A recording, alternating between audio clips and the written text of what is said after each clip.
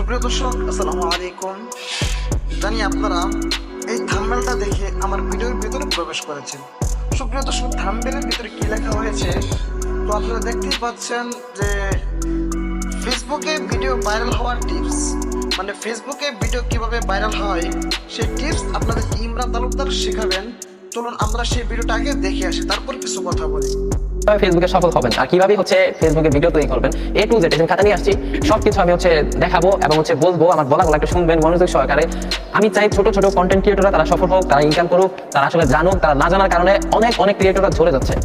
সুপ্রিয় দর্শক, এতক্ষণ আপনারা ইমরান তালুকদারের কিছু কথা শুনছিলেন, কিন্তু ওনার হাতে খাতা এবং কিছু লেকচার আপনাদেরকে দিয়েছেন যে এভাবে ভিডিও ভাইরাল করতে হবে, কিন্তু আসলে ভিডিওটি কিভাবে ভাইরাল করতে হবে সেটা কিন্তু তারা এখন আপনাকে বলে নাই।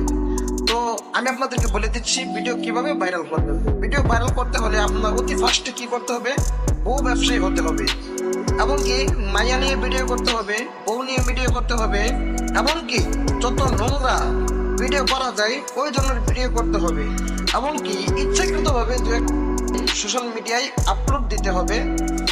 যদি আপনি বউ নিয়ে ভিডিও করেন, টিকটক করেন, ফেসবুকে ভিডিও আপলোড দেন, তাহলে আপনার ভিডিও অটোমেটিক্যালি ভাইরাল হয়ে যাবে। সুপ্রিয় দর্শক, এখন কথা হচ্ছে যাদের বউ নাই বা যারা প্রবাসে, তারা ভিডিও কিভাবে ভাইরাল করবেন? ভাই, তারা ভিডিও ভাইরাল করতে পারবেন না। তো ভিডিও ভাইরাল করতে গেলে অবশ্যই সুমাই এবং ইমরান তালুকদারের মতো এরকম প্রফেশনাল ভিডিও তৈরি করতে হবে, বউ নিয়ে ভিডিও করতে হবে, ইচ্ছাকৃতভাবে ফেসবুকে টিকটকে আপলোড দিতে হবে, তাহলে আপনি ভাইরাল হতে পারবেন। সুপ্রিয় দর্শক, দেখেন এই যে একটা ভিডিও, মাত্র কয়েকদিন আগে এই ভিডিওটা সে আপলোড দিয়েছে। এই ভিডিওটা ৭৮,০০০ মানুষে দেখে ফেলেছে। শুধু তাই নয়, এই ভিডিওটার ভিতরে ২৫৭২টা লাইক পড়েছে। সুপ্রিয় দর্শক, এই যে এরকম লাইক কমেন্ট কামাইতে গেলে, এরকম ভিউজ বাড়াতে গেলে বউ নিয়ে ব্যবসা করতে হবে। তো আপনি যদি একজন ইউটিউবার, একজন টিকটকার, একজন ফেসবুকার হতে চান, তাহলে আপনিও বউ নিয়ে ব্যবসা ভিডিও করতে শুরু করুন, আপনিও সফল হয়ে যাবেন।